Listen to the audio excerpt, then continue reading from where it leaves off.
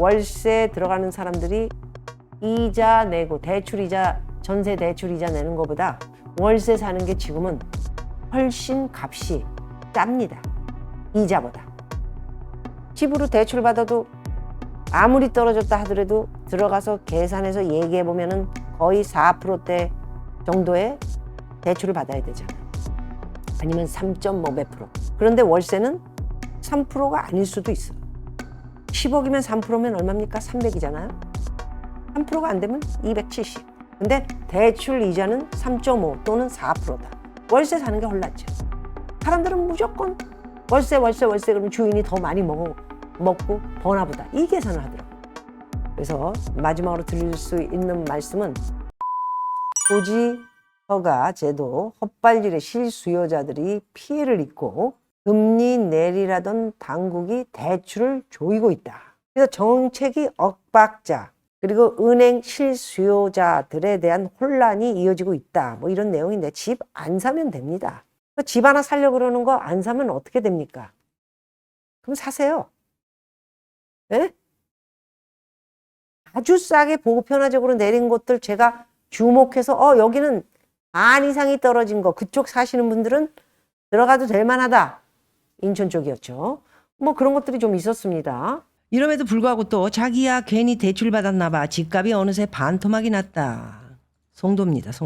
송도 더샵 마리나베이 22년에는 12억 4,500만 원이 5억 7천만 원에 빠졌고요. 이 편한 세상 10억이었는데 6억 2천으로 손바꾼이 되면서 4억이 내렸습니다. 그뿐이 아니고 연수구 쪽이 집값이 지금 반토막이 났고요. 이래도 안 팔리면 아마 더 떨어질 분양가까지도 가지 않을까. 지금 또 분양 물건들도 송도 인천이 되게 많습니다. 이때 가차없이 그쪽 살만하다. 그런 데는 살만합니다.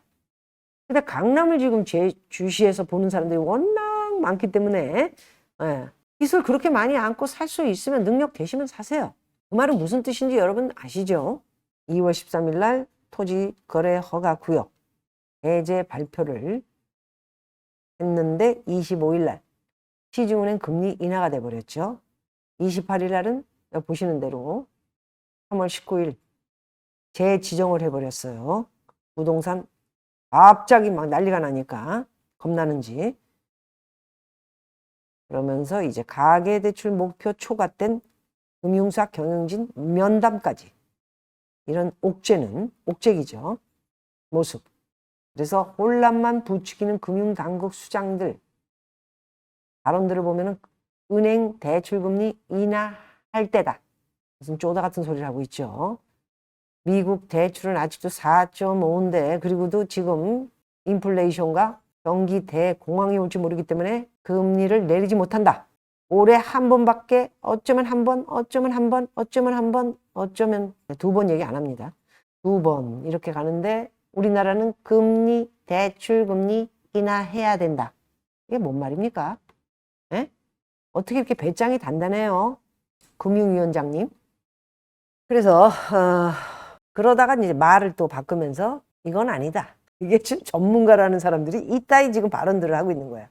그래서 보니까 2024년에 사실상 이게 빚이 734조 1350억 쭉쭉쭉쭉쭉 계속 올라가지고 지금 2025년 3월 20일까지 738조 2833억.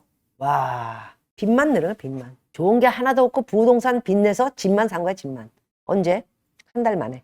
그래서 지금 부동산이 강남 쪽 뭐 주로 산 애들이 많았거나 그랬겠죠.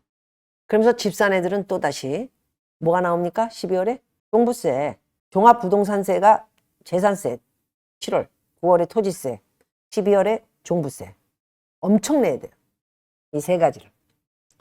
두 채 가지고 있으면 1억 넘게 내는 내 닥터들도 봤는데 그러다 보니까 자기는 세를 주고 나와. 월 2,500만 원에 세를 주고 살기만 하면 된다는 트렌드가 확산하나? 뭐 이런 내용인데 사실 이것도 계산해 보면 여러분 저번에 한번 말씀드렸던 것 같은데 월세가 2,500만 원이라고 해도 공실이 3개월에서 그래 바로 안 나갑니다. 뭐 한두 번 장사해 봅니까? 공실 생기고 그러면은 월세 2,500만 원을 받는 게 아니고요. 6개월 공실세 껴버리면은 1,000만 원이 됩니다. 무슨 말인지 아시겠어요? 공실이 6개월이라고 쳐요. 한 15억에 보증금 15억에 2,500에 내놨다잖아요. 9원 한남. 근데 들어가려고 하는 사람이 없어요. 6개월 동안. 그러면 2,500, 6개월 후에 계약이 됐어요. 그러면 2,500입니까? 그게 6개월 공실을 따지고 보면은 한 달에 1,000만 원이 될 수밖에 없는 거죠. 거기다 뭐 9원 정도 되면은 종부세하고 계산세만 해도 종합부동산세가 어마어마하니까 그런 돈 계산을 좀 잘해야 되는데 무턱대고 사람들은 요거만 보는 거죠. 와, 월세가 2,500만 원짜리가 있구나. 있어요. 경비처리. 있어요. 경비처리 아시죠? 경비처리? 예. 그 나래인가 박나래가 그 유엔빌리지 살 적에 1,000만 원짜리 월세 살았잖아요. 1년이면 1억 2천. 한 수백억씩 버는 애들은 1억 2천 경비 처리하면 훨씬 세금을 덜 낼 수 있어요. 그렇게 눈먼 돈들이 좀 있는데 그런 게 이제 한남동에 이제 그런 월세가 많은데 요즘은 이제 9원 굉장히 큰 기업들이죠. 또는 이제 유엔빌리지 같은 경우는 저도 이제 월세를 놔봤지만 뭐 지금 1,500 버금가는 당시 700에 제가 놨는데 1,500 버금가는 그 정도의 월세였죠. 그때가 언제 쪽 얘기예요? 20년 전 얘기니까. 1800, 아니 18년, 17년 전 얘기니까. 그런 예, 시장이 있습니다. 시장이 지금 너무 안 좋기 때문에 월세가 그렇게 쉽지 않습니다. 그거 싫어가지고 나왔어요. 물론 이제 강남에 또 집이 있어서 제가 나오기도 했지만 집이 제가 좀 있었습니다. 근데 지금 제가 무주택자입니다. 집이 없습니다. 그래서 우리나라는 이제 얼마나 가져야 부동산 상위 1%에 들어가는가 뭐 이런 게 나왔는데요. 기준선이 30억 원으로 급상승했다. 1%인데 30억이 우리나라의 상위권 1%다? 뭐 잘못 나온 거 아니에요? 뭐 기사 보면 여러분 다 보시면 알지만은 너무 많잖아요. 30억짜리 집 가지고 있는 사람들 아닌가? 그래서 상위 1% 부동산은 30억을 기준으로 한다. 이런 이야기가 나왔습니다. 자, 아까 이제 그 집 같은 경우에 월세 얘기를 했는데 하나 더 마지막으로 말씀드리면 월세를 받아서 대출 이자도 못 내는 적자 삼가들이 지금 수두룩하다 그러는데요. 여기 내용을 보면 이 기사를 쓴 기자 자체가 이해를 못해요. 그러니까 그 상가는 20억짜리 상가인데 꼬박꼬박 300만 원을 통장에 꽂히는 그런 월세 회사가 들어왔다 이거예요. 상가니까 뭐 식당이 들어왔거나 뭐 들어왔다. 그래서 친구들이 좋겠다. 나도 부럽다. 뭐 이런 이야기를 했다는데 이게 지금 20억 상가가 300만 원 들어오면 투자 대비 그게 맞는 겁니까 지금? 돈이 맞아요 지금? 20억짜리 집에 300만 원 월세면은 지금 맞냐고요? 안 맞잖아요 지금. 적어도 3%라도 20억에 3%면 600만 원이 들어와야 되잖아요.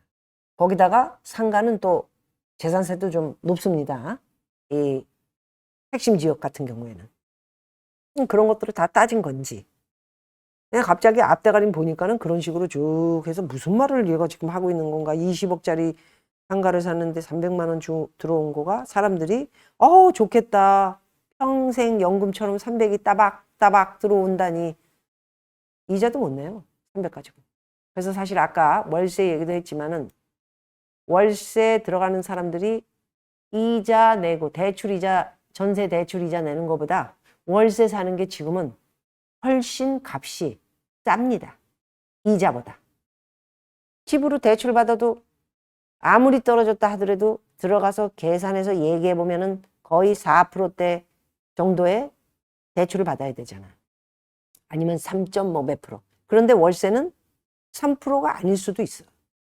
10억이면 3%면 얼마입니까? 300이잖아요. 3%가 안 되면 270.